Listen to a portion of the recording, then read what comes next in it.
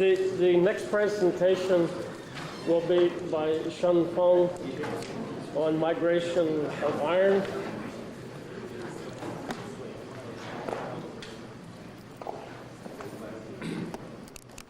I want to thank the conference organizer to give me the opportunity for this symposium on John Sinfeld. Really, I mean, John has a big impact in my science approach and also in my career. Besides my thesis advisor, Professor Drickerman, both of them are here today. And first of all, you know, I come to excellence because of John's there. And then secondly, when I start my project, John asked me to look at the class of material that people haven't looked at for ferroelectric material. So I spent my time looking at that, synthesize, looking at reaction like arco reaction for ferroelectric material, and see if the ferroelectric material is a kind of material when you go below the transition temperature, you have strong dipole on the surface, strong electric field. So for that, you may think you can influence catalysis. So we look at metal deposit on ferroelectric material.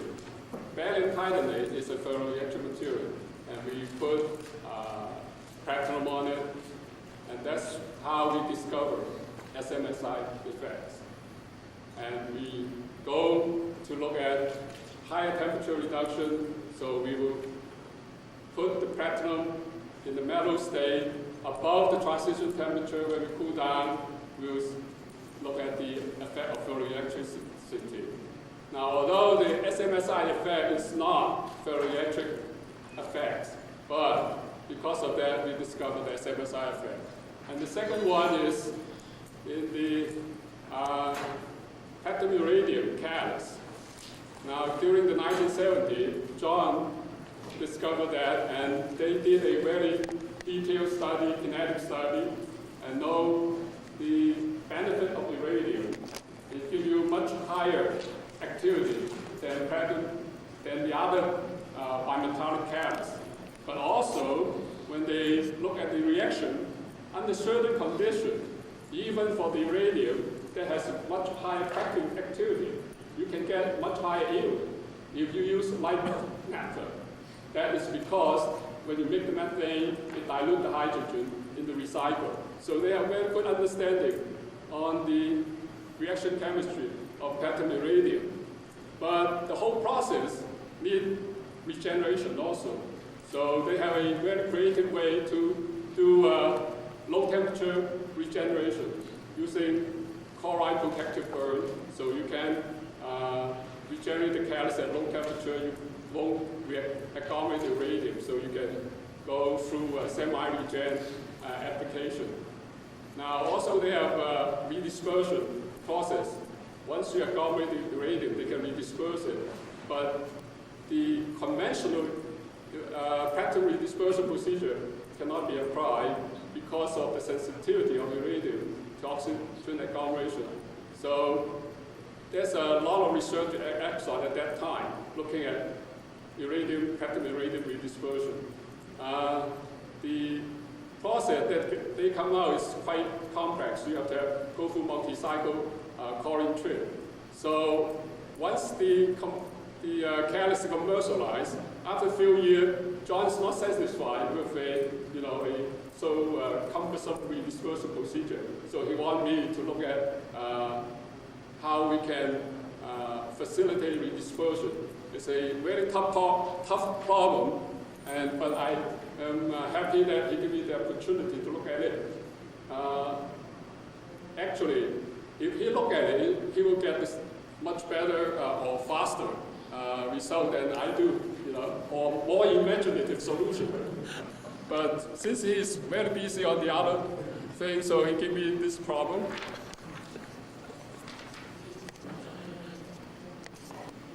Now,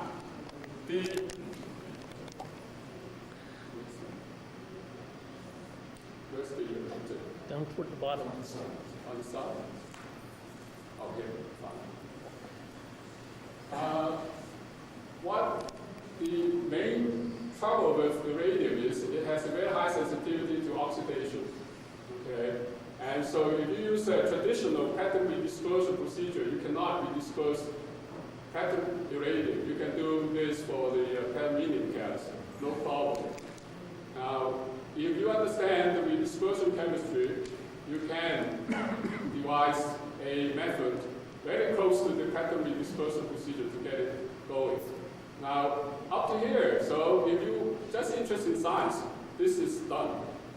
But since this is a commercial process, you have a problem. Because we have iron going into the reactor, we have iron contamination, and we discover this procedure and we apply it, we have a problem of contaminating the catalyst, so we have to go further.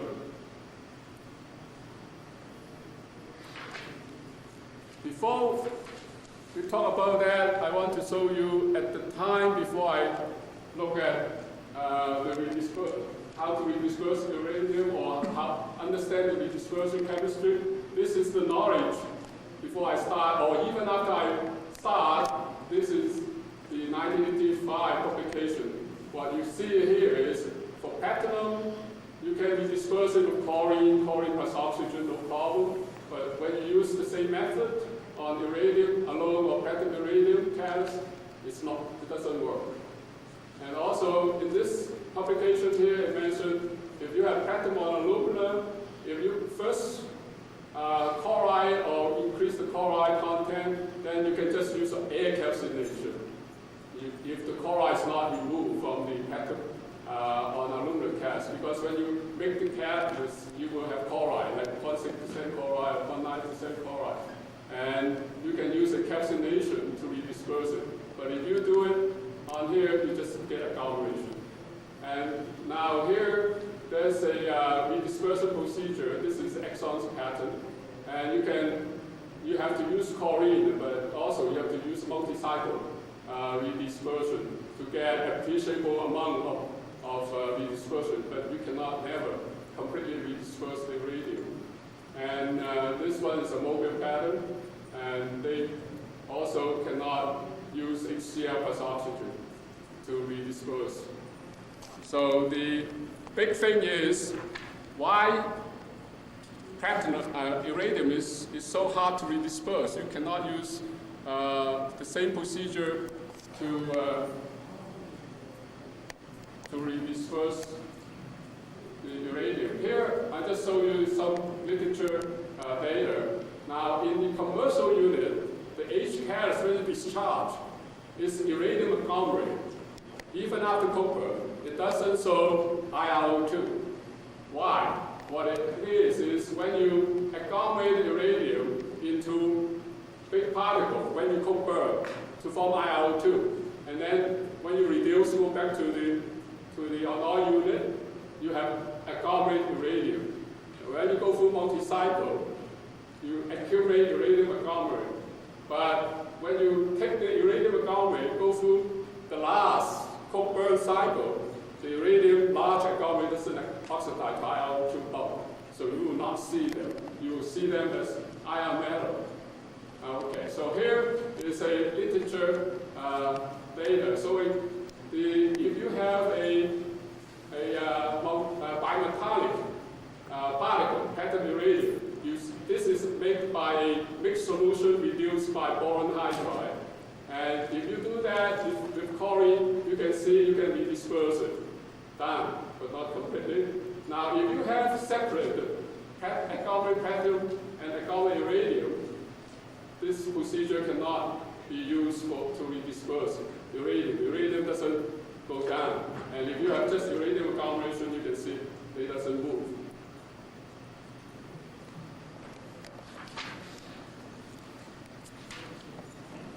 All right, so when I look at this redispersion, I want to really understand the redispersion chemistry. So what we want to look at is that since we send in chlorine, HCl, we'll react with the support, not just the metal. The support function is, of course, when you make the oxychloride or chloride, noble metal, the support is to a wide site to capture those species, so you get redispersion. But the chlorine and HCl can react with the support. Like this reaction here, you have the hydroxyl group on the alumina. It will react with chlorine, generating oxygen and chloride the surface. And if you use HCl, then you do not generate oxygen because this is just an acid-base reaction. This one is an oxidation reduction reaction. Now, in the redispersion process, although we have very high gas flow rate, but the amount of chlorine is very low concentration. So the chlorine will move down the bed as a chlorine front. But this oxygen generator will move down the bed. So it will influence the iridium, and that is why it will influence the redispersion property. It is not as the same as happened. Once we have this knowledge, when we go to a sea-like catalyst, we know that we have to look at the support. We have to consider support. And that's why in our KL program, the first sea-like that we have, the dispersion is very low. And activity retains low. Because of this, we can redisperse it. We make very highly dispersed platinum. And that's why we can get a composition metal pattern on the platinum KL sea-like.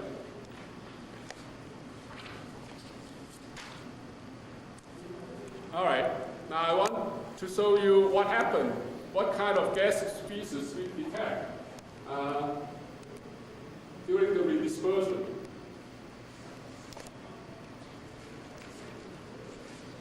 Here is the reactor. We have a fixed bed reactor, and this is the inlet, and this is outlet. And we want to sample along the reactor. And at time 0, we send in chlorine and water. Now, if you have dry chlorine, you will get corrosion of the pipe. So you have to have water to protect it. So we have chlorine and water going in the outlet. And at time 0, when the chlorine comes in, the chlorine will interact with the aluminum. And everything will be reacted. The chlorine stops at entry. But with time, it will move. So at 20 minutes, we sample, we see chlorine concentration here, from the 1% go down to here, and then oxygen coming out of the reactor also, or at this position, we detect oxygen. So this is because of this reaction, okay? Because we send in water, chlorine react with water will generate oxygen. During this part here, the alumina already react with chlorine. So it has the maximum chloride it can take up. And the decrease in this concentration is due to this reaction. Right at the chlorine front, the alumina is low in chloride. All the chlorine is picked up by the alumina. And you are looking at this reaction. This is the B region. After the chlorine front, the C is this. You will not see any chlorine. Okay? But the oxygen will be 1/2, close to 1/2 of the chlorine because of this reaction. Okay, so because of all the chlorine is reacted. This is 1/2, this also 1/2. That's why in C you see 1/2.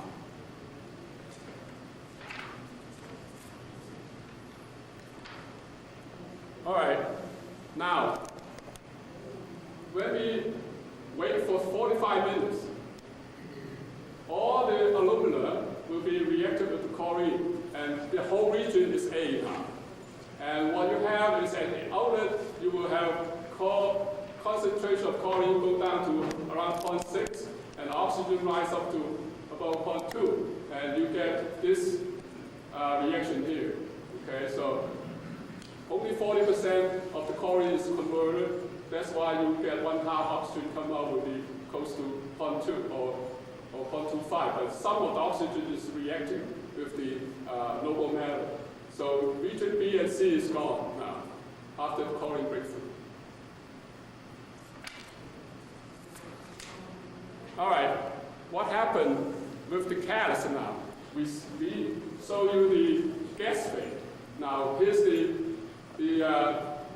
what occurs on the catalyst surface. If we don't have the HCl treatment, if we just reduce the catalyst and send in chlorine, here's the inlet of the catalyst bed and the outlet. So chlorine will come here, pick up by the catalyst, and release oxygen. Oxygen will go down the bag. And the oxygen will oxidize. We'll see the agglomerated iridium, or some iridium is dispersed iridium. It will agglomerate the iridium, disperse iridium into IRO2, large particle. Or the large iridium metal particle will oxidize to form a surface oxide. We have determined the layer thickness is about 2 to 4 layers. And eventually the chlorine will come in, all right? And we'll see this particle. But because of the protective layer of oxide, it do not attack the iridium, and you do not get redispersion.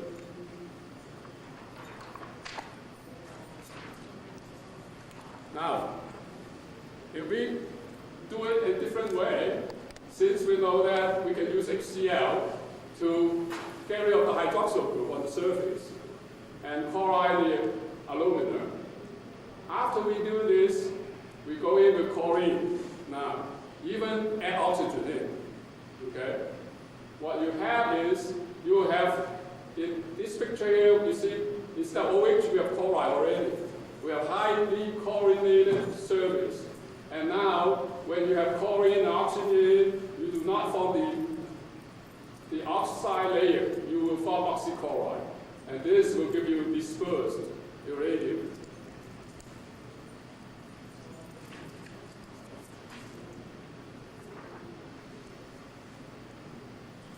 And here's the experiment to show the differences between if you have HCl pretreat or no HCl pretreat.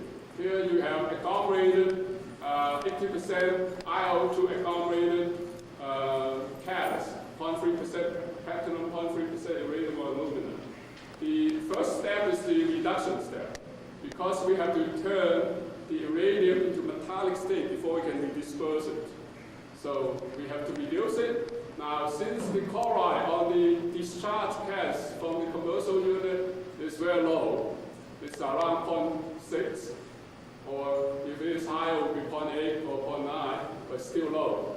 So if we send in 1% chlorine, 1.4% water, and treat it for 55 minutes,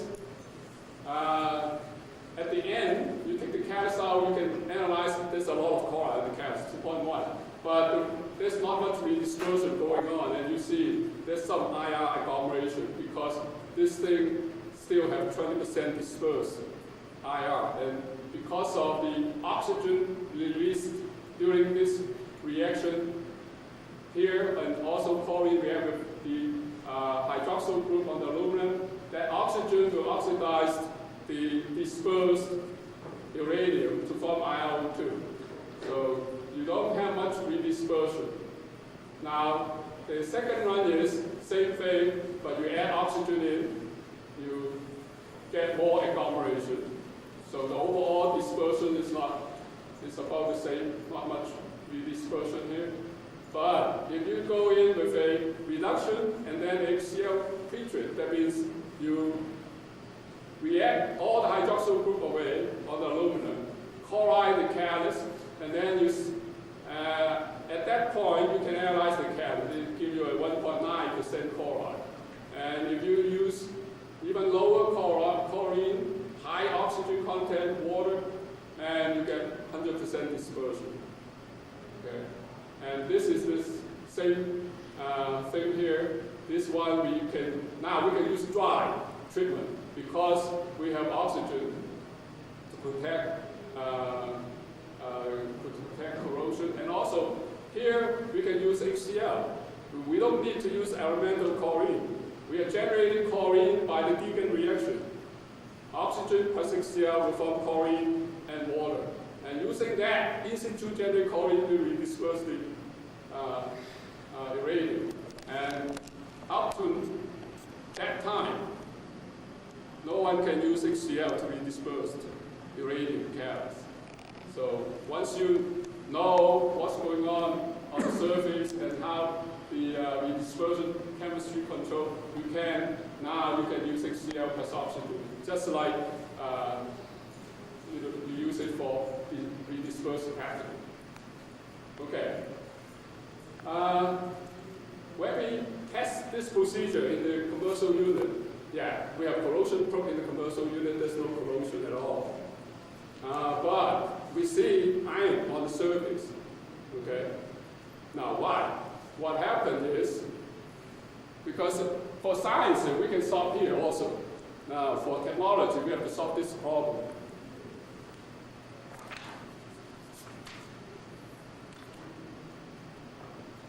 Okay, before I get into that, I want to show you how to analyze chemical bound iron and not chemical bound iron. Because if you have iron powder on the extruder, it doesn't affect the activity.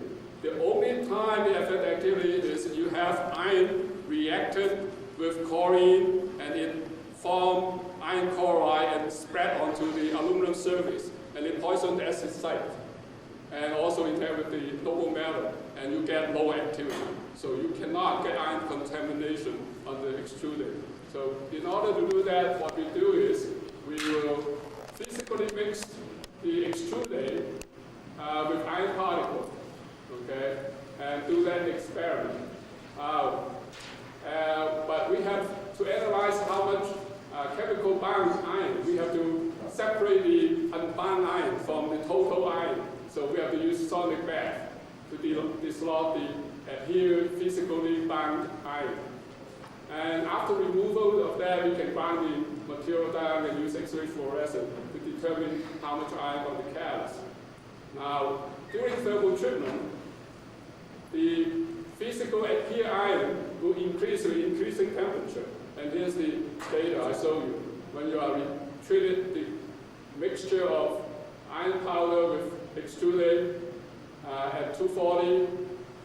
After sonic separation, you still detect 0.04, 3% of iron. When you go to 500, it increases to 0.24, 3%. This is not chemically bound, this is just physical adhesion on the catalyst.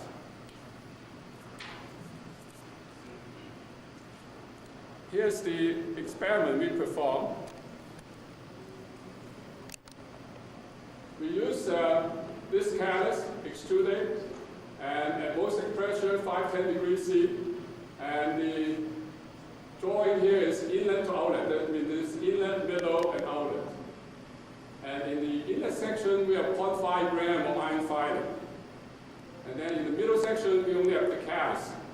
No iron at all mixed with. In the last section, we have 0.6% Fe2O3. And just tumbling in a bottle, coated on the extruder, and then loaded into the section. And then the run condition for this is we use hydrogen reduction first, and follow with a 0.68% chlorine for 147 minutes. And we analyze, after that, we analyze all these three sections. What you see is small amount of iron firing left. Everything is gone. You have some left. And it's captured by this section, and it has 2.6% iron in the front 2/3 of the section of the catalyst. So you see, this is vapor transport. We get corrosion. If you use dry chlorine after reduction, you go in with dry chlorine. Now the question is why we have iron right in the catalyst? Why are we getting less? You will see it, or I can tell you now. What happened is, remember, when we sent chlorine in, what happened? It reacted with this and liberate what? Oxygen, right? So the oxygen reoxidized the reduced iron back to the oxide state. And that's why you see this. It can back to this state or back to Fe3O4.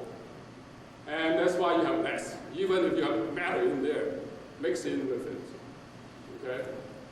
Now on this one, we do a hydrogen reduction, and then go into HCl trip, and then the redispersion. Now here, you can see, we are not corroding it. We are gaining weight. We are oxidizing it. So in order to corrode, you need dry chlorine. We are from reduced iron metal, when you treat it with HCl, it will react with HCl. And then during this step, because we have oxygen in, we are reoxidizing the iron into this. So in this section here, you can see no vapor transport into this section. We only have 0.05% iron. And in here, on this section, we have much higher iron, much higher than this now. Okay? So I'll show you why this is later. And then in this run, we just go for a reduction step and a HCl treatment only. And we get the same amount here. And here we get weight gain, no corrosion. We form FeCl2. So the critical feature is this step in our redispersion. Why there's iron on the catalyst? If you have physically iron going into the reactor, coated the extruded, when we go through reduction and this hydrogen HCl treat, we will get ion transfer.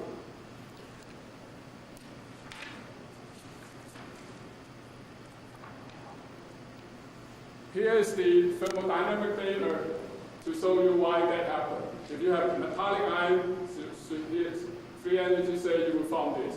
Now for these two reactions, it doesn't go. If you have oxide, okay? But if you have oxide with HCl, it can go by this reaction. Okay, so under dry condition, so if you calculate this, the 2 and 3, you need very low high water concentration, to get this reaction going. But on this one, the water concentration is 0.11%. So that means you have to go in, put water in to get this concentration to protect this reaction. Okay.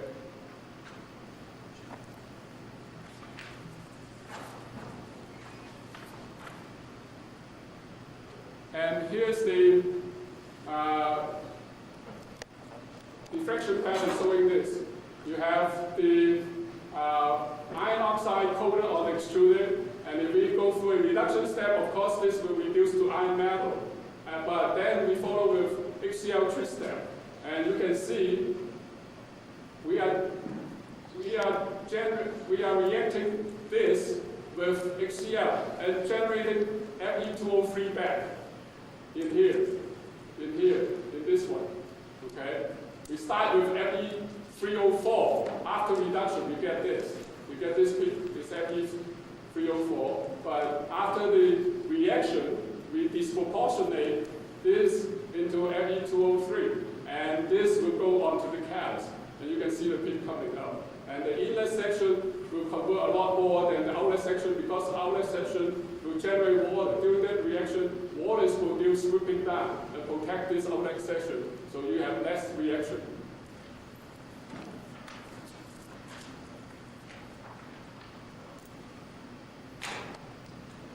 So with this reaction, we can go in with a, you see, if you have metallic iron, if you reduce at high temperature, the iron that is on the extruded will reduce the metallic iron. And if you go through these two steps, you get a lot of iron on the catalyst.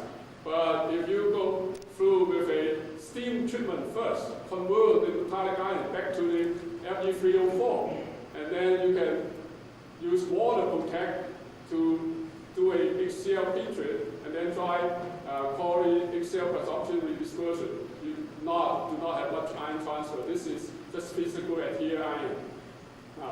Then another way you can do it is you can use a lower temperature reduction to keep the iron oxide into Fe3O4 state. And then you can, but if you use dry HCl treat and dry HCl plus oxygen treat, you have high ion transfer. But if you use water to protect it, then you don't have much ion transfer and you get good redispersion. Now, if you go low, even lower temperature, The iron Fe2O3 will not be reduced, but the iridium oxide is reduced. Then you can have redispersion and low ion transfer also.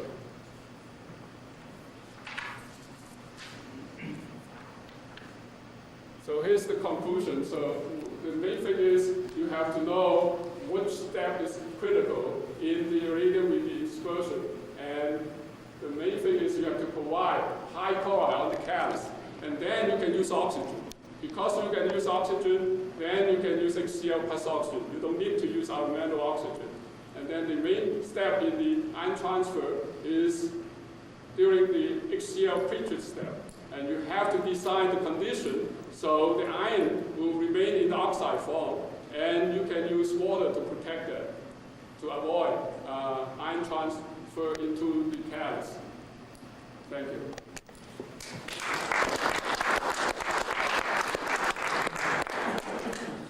We have time for 1-2 questions. They're brief.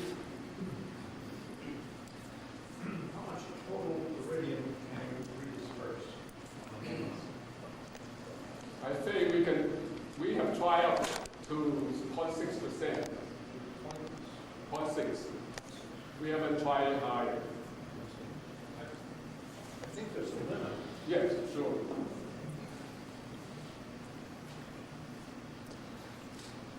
Yes. Do you have any change in alumina?